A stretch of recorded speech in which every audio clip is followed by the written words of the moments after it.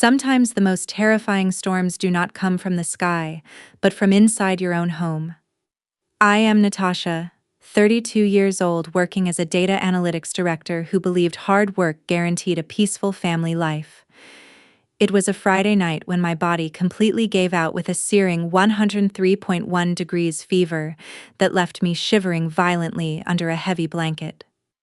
The father of my husband stood right outside the door, with his voice booming loud enough to rattle the windows.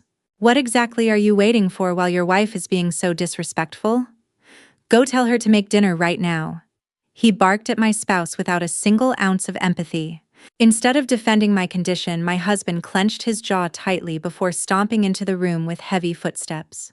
He roughly ripped the warm blanket off my shaking shoulders before ordering me to head to the kitchen immediately to fulfill my duties. He claimed that a real woman must serve her family regardless of how sick she feels.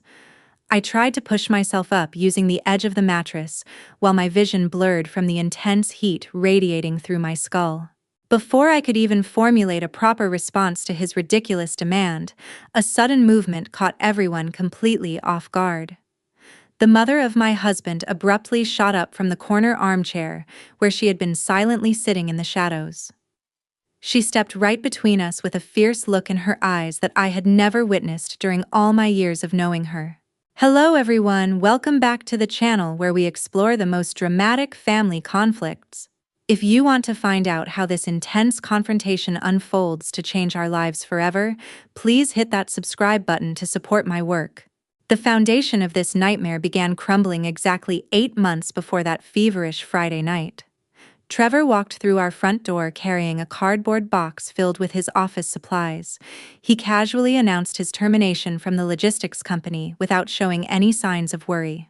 He placed the cardboard box onto the dining table before loudly tossing his employee identification badge into the trash can.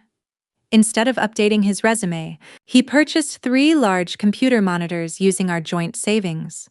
He locked himself inside the guest room while declaring his new career as a professional day trader. I had to silently accept extra data analysis projects to cover our monthly mortgage payments. My workload doubled overnight because we could not afford to miss any upcoming deadlines for our various utility bills. He spent his days staring at glowing charts while refusing to help with basic household chores.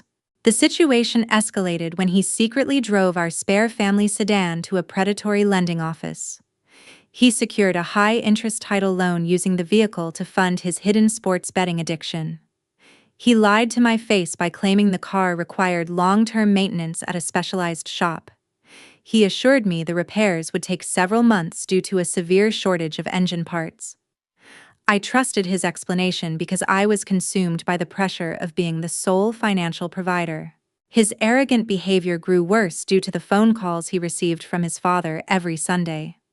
Donald would drill toxic ideas into his son while speaking loudly enough for me to hear. "A real man must never let his wife control the wallet, because you will lose your authority," Donald instructed him. Trevor would nod his head in agreement while pacing back and forth across the living room carpet during these calls. Those manipulative conversations brainwashed Trevor into believing he deserved absolute submission, despite contributing nothing to our finances. Trevor started demanding his meals served on a strict schedule while criticizing my long working hours. He absorbed his father's toxic ideology like a sponge, while treating my financial contributions as a basic obligation. The tension remained manageable until an emergency forced his parents to seek refuge under our roof early Monday. My phone vibrated on the nightstand at 2 a.m. with a panicked call from Donald. A massive wildfire had triggered a mandatory evacuation order for their residential county near the northern mountains. I rushed to prepare the master bedroom with fresh sheets while waiting for them to escape the danger. I brewed a large pot of coffee while watching the terrifying local news coverage showing flames consuming their neighborhood. Their vehicle finally pulled into our driveway half an hour later, covered in a thick layer of gray ash. Donald walked through the front door first while Barbara trailed quietly behind carrying 2 hastily packed duffel bags. Both of them looked exhausted while carrying the heavy stench of burning pine needles on their clothes. Barbara coughed violently into her hands while leaning heavily against the wooden frame of the entryway. I expected them to feel relieved after surviving such a terrifying ordeal during the evacuation. Donald dropped his heavy jacket onto the floor before collapsing into the center of the living room sofa. He took a deep breath before narrowing his eyes at the empty kitchen counter next to the hallway. "We drove through an actual inferno for hours, but you could not bother having a hot meal waiting," he complained. He crossed his arms over his chest while shooting a look of pure disappointment directly at my tired face. I stood there in complete disbelief because they had just escaped a natural disaster a few moments ago. Trevor stood taller next to his father while mirroring that exact same expression of unwarranted masculine entitlement. "You heard him right now, so go turn on the stove to cook something proper for my parents," Trevor commanded. He pointed a firm finger toward the kitchen area, while acting like the undisputed king of the castle. I stared at the closed kitchen cabinets while silently processing the sheer audacity of this ridiculous morning demand. Barbara lowered her head toward the polished wooden floor without uttering a single word to defend my hospitality. She gripped the nylon straps of her duffel bags tightly while avoiding any direct eye contact with me. Donald stretched his legs across the glass coffee table while waiting for me to fulfill his midnight culinary request. By Tuesday morning, the tense atmosphere inside our home transformed into an organized system of daily servitude. I was sitting at the kitchen island preparing for an early virtual meeting when Trevor walked into the room. He shoved an empty ceramic mug onto my laptop keyboard before delivering his first mandatory order of the day. "Make a fresh pot of dark roast coffee for my father immediately," Trevor demanded without looking at my face. I had to step away from my workstation to fulfill his request, while listening to Donald complaining loudly about the temperature. Trevor stood next to the coffee maker to ensure I poured the boiling liquid into his father's favorite glass cup. He carried the hot beverage to the living room, while acting like he had brewed the entire pot himself. On Wednesday morning, Trevor stopped me right at the hallway threshold before I could grab my coat to leave for work. He tossed a heavy laundry hamper filled with Donald's button-down shirts directly onto the floor near my feet. "Sort these cotton shirts by color to wash them on a gentle cycle before you head out," Trevor instructed with absolute authority. He stated that his father refused to wear clothes washed by anyone other than the primary homemaker of the house.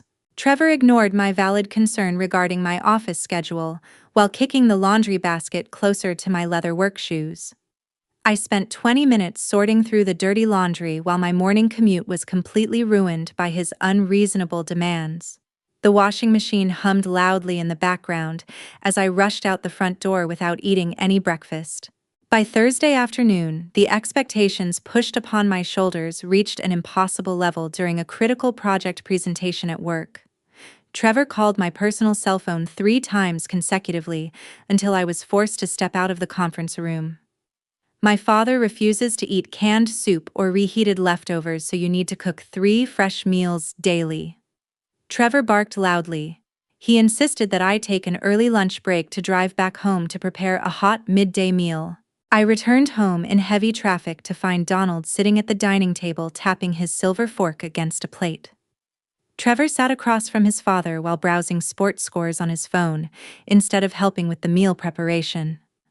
Barbara watched silently from the kitchen corner while holding a damp dishcloth in her trembling hands without saying a single word. Later that evening, after completing 12 hours of corporate work followed by domestic labor, my throat began burning severely. I was sitting at my bedroom desk trying to finalize the quarterly financial forecasts when someone knocked on the door. Barbara slipped quietly into the room while keeping her eyes fixed on the hallway to ensure we were entirely alone. She placed a steaming mug of peppermint tea next to my computer before pressing a blister pack of cold medicine into my palm. "I am so sorry for everything he is putting you through," Barbara whispered softly while squeezing my hand with genuine empathy. She quickly hurried back toward the kitchen before her husband could notice her absence from the main living area. I swallowed the pills with the warm liquid, while hoping the medication would prevent my body from breaking down completely. By Friday afternoon, the physical exhaustion combined with a severe viral infection completely overwhelmed my weakened immune system. My forehead felt like a burning furnace while cold chills ran down my entire spine during my final work call. I closed my laptop screen with trembling fingers before stumbling blindly toward the bedroom mattress to rest my aching body. My vision blurred as I pulled a thick woven blanket over my shoulders to stop the violent shaking in my limbs. The fever spiked rapidly up to a dangerous level of 103.1 degrees within 30 minutes. I lay curled on the cushions while my lungs struggled to draw in deep breaths of freezing air. Through the heavy wooden door, the booming voice of Donald echoed loudly across the hallway to break the temporary silence. He was demanding a full dinner service while accusing me of being lazy for taking an afternoon nap during his stay.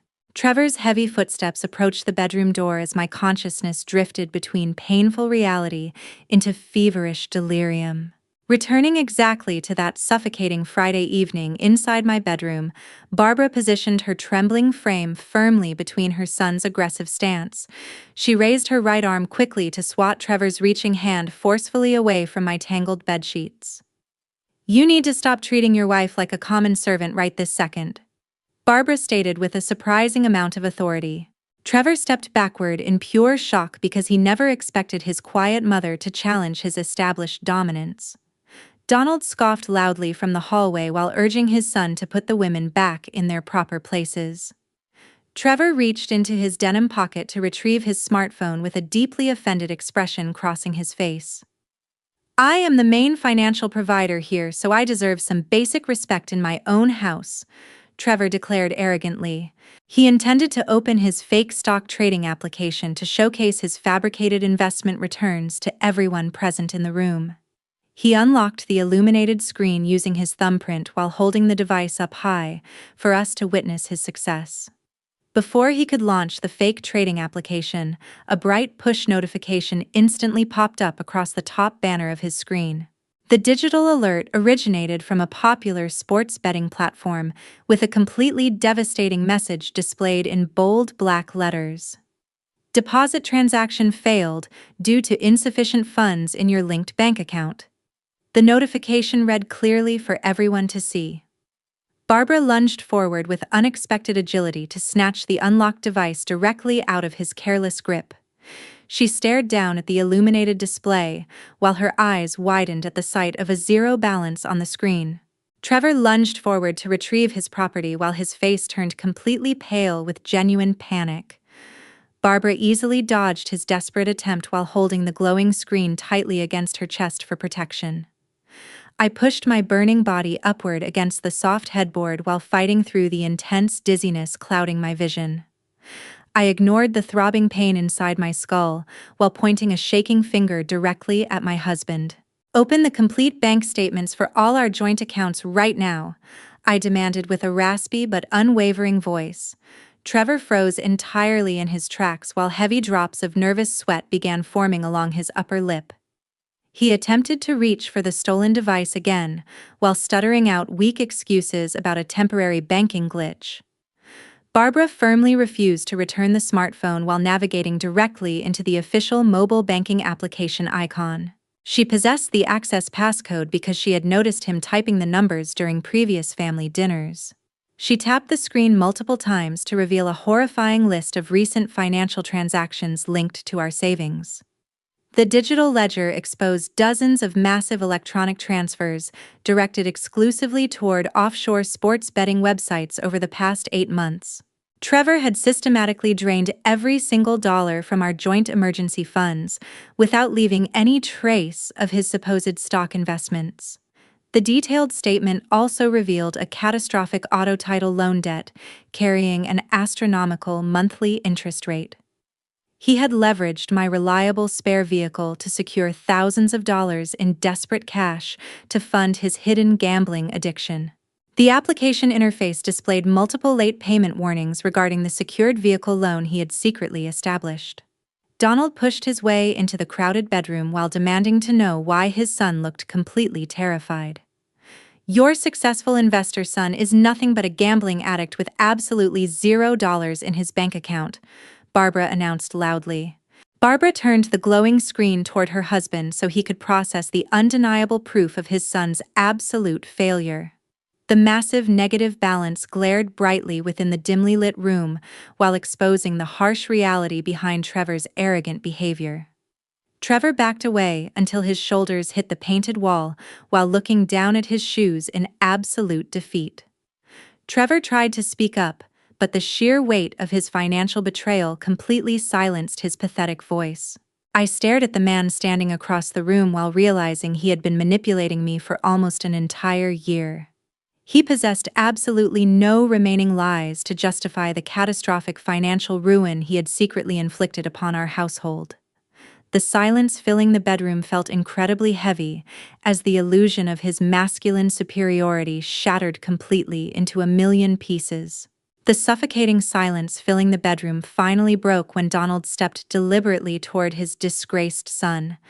Instead of condemning the massive financial betrayal displayed on the glowing mobile screen, the older man placed a supportive hand on Trevor's slumping shoulder.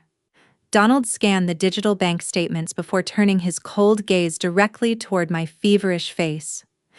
Every man makes a few careless mistakes during his life, so I will personally help him fix this temporary setback, Donald stated with absolute conviction. He pointed an accusatory finger toward my position on the mattress while completely ignoring his son's severe gambling addiction causing this mess. You failed your basic duties as a wife by refusing to manage his finances properly, so this disastrous situation is entirely your fault. He lectured shamelessly. He puffed his chest out proudly while attempting to shift the entire burden of guilt onto my exhausted shoulders. Trevor stood behind his father while nodding in agreement, completely avoiding any eye contact with the woman he had just bankrupted. That specific accusation struck Barbara violently in the chest, while triggering a flood of deeply suppressed memories from her painful past. She remembered the exact afternoon Donald forced her to abandon her university education 30 years ago to serve his needs. He had strictly forbidden her from opening any credit accounts under her own name while forcing her into complete financial dependence. She had spent 3 decades asking for permission to buy basic household necessities while tolerating his constant belittling remarks regarding her intelligence. She stared at my trembling form while recognizing the exact same cycle of toxic control threatening to consume my entire future. Her heart pounded heavily against her ribs as she realized she possessed the ultimate power to stop this generational abuse. Barbara stepped forward to shield my resting body from her husband's penetrating glare while silently making a life-altering decision. She refused to let another educated woman endure 3 decades of silent suffering under the crushing weight of unchecked masculine entitlement. She grabbed Donald by his flannel sleeve before pushing him forcefully out of my bedroom doorway without saying a single word. She slammed the heavy wooden door shut before locking the brass deadbolt to secure our complete privacy from their arrogant presence.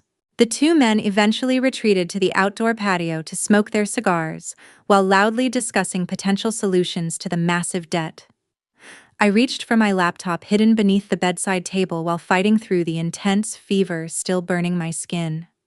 I navigated directly to my primary banking portal to execute a series of critical defensive maneuvers to protect my livelihood. I initiated a secure voice call with a customer service representative to permanently revoke Trevor's authorized user status across all my credit lines. I explicitly instructed the banking agent to freeze all pending transfers originating from his recognized devices to prevent further theft. I immediately opened a brand new individual checking account while routing my upcoming corporate salary deposits exclusively into that secure digital vault. I changed every single financial password using complex character combinations to ensure Trevor could never access my hard-earned money again. I locked the newly created accounts using biometric facial recognition software while securing my remaining assets behind an impenetrable digital wall. I felt a tremendous sense of relief washing over my exhausted body after successfully cutting off his financial supply line. Barbara slipped quietly back into the room through the connecting bathroom door while clutching a worn leather wallet tightly against her chest. She pulled out a specialized prepaid debit card containing a secret emergency fund she had meticulously saved over the past 2 decades. She had hidden spare grocery cash inside hollow books for years, while preparing for an opportunity to finally escape her miserable reality. She opened a travel booking website on my glowing monitor while typing with surprising speed to secure our immediate departure. She finalized the expensive purchase of 2 airline tickets departing for Honolulu at 5 o'clock the following morning. She placed the digital boarding passes carefully inside her leather purse while double-checking the departure terminal information on the screen. She packed my essential clothing into a small suitcase while moving with absolute silence to avoid alerting the men smoking outside. She packed her own belongings into a matching duffel bag while purposefully leaving her wedding ring sitting on the bathroom counter. I swallowed another strong dose of cold medicine while watching my mother-in-law completely dismantle her oppressive marriage in a single, decisive night. We sat together in the quiet darkness while waiting patiently for the perfect moment to execute our final escape plan. Early Saturday morning arrived with a thick layer of fog covering the neighborhood streets outside our window. Barbara pulled her matching duffel bag toward the front door, while keeping her footsteps completely silent. I followed closely behind her while dragging my small travel suitcase carefully across the polished hardwood floor. We slipped quietly out of the house before the sleeping men could hear any unusual noises. A yellow taxi idled beside the curb while waiting to transport us to the international airport.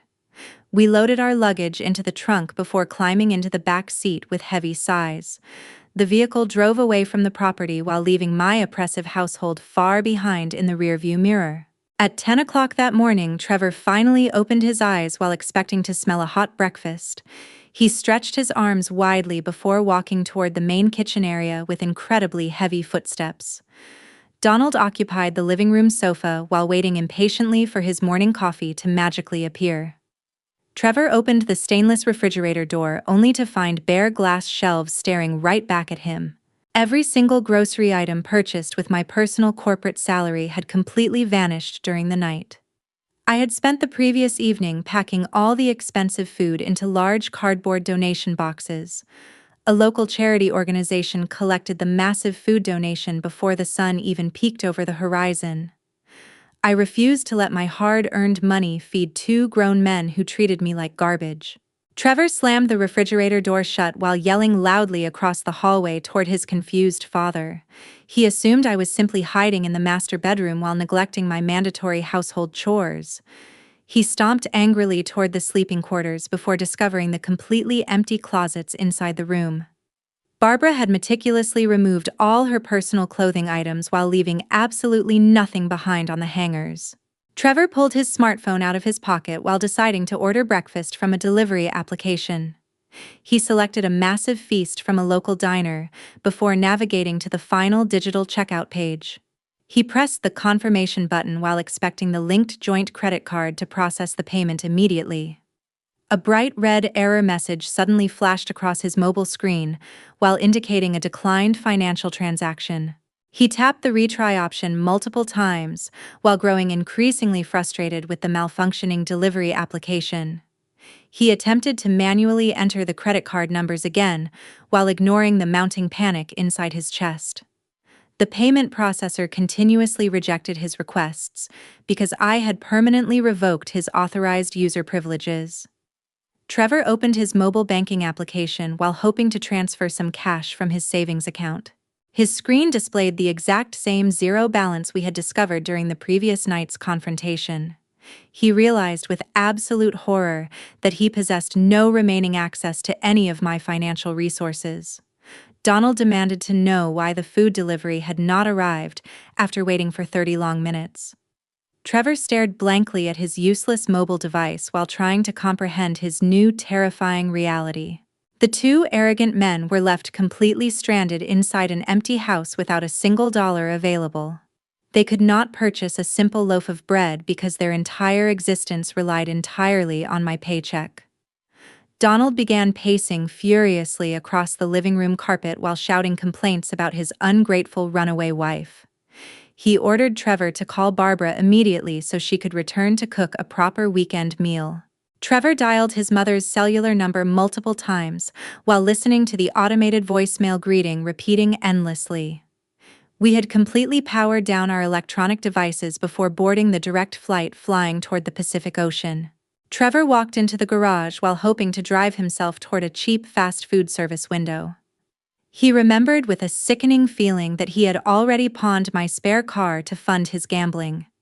His father's heavy evacuation vehicle sat parked in the driveway with an entirely empty gas tank. Donald had neglected to refuel the heavy truck during their frantic midnight escape from the approaching wildfire. Neither man possessed enough loose change in their pockets to purchase a single gallon of expensive gasoline. Trevor searched frantically through the kitchen drawers while hunting for any forgotten emergency cash hidden among the utensils. He found absolutely nothing besides a few useless paper coupons expiring over 3 long months ago. The stark reality of their situation finally crushed Trevor's inflated ego while he stood in the freezing kitchen. By the 4th day of our tropical getaway, the warm ocean breeze successfully healed my lingering viral infection completely. Barbara sat beside me on a rented beach lounge chair while wearing a brightly colored floral sundress for the first time. She sipped a chilled fruit cocktail through a plastic straw while watching the turquoise waves crash heavily against the white sand.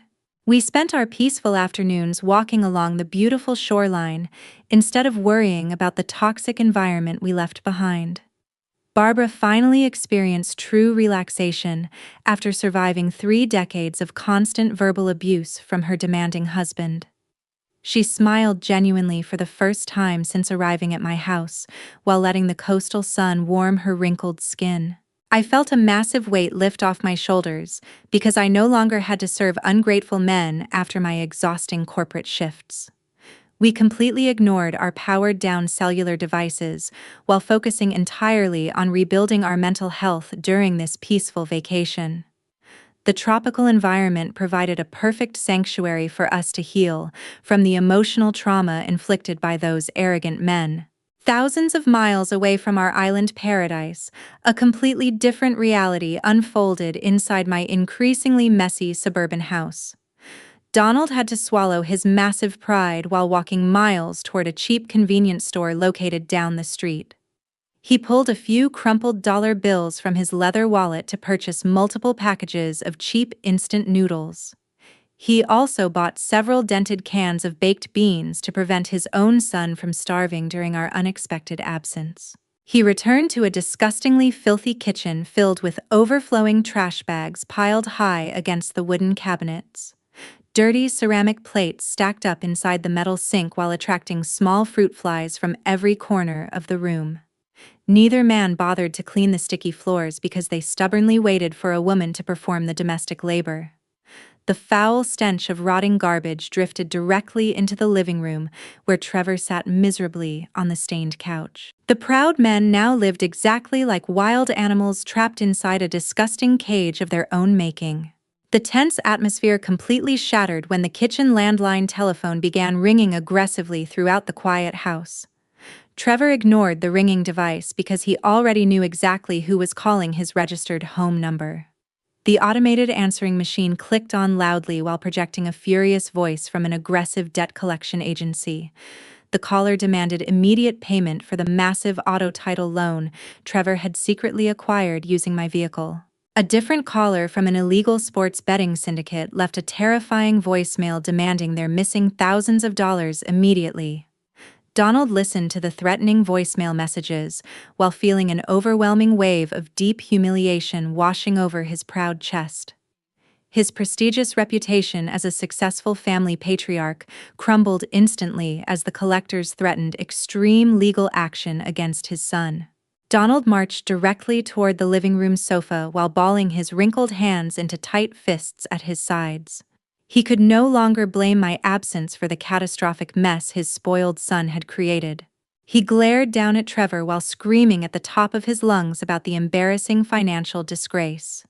"You are an absolutely useless failure for allowing those aggressive debt collectors to threaten our family name," Donald roared furiously. Trevor jumped up from the dirty cushions while finally unleashing his own explosive anger toward his overbearing father.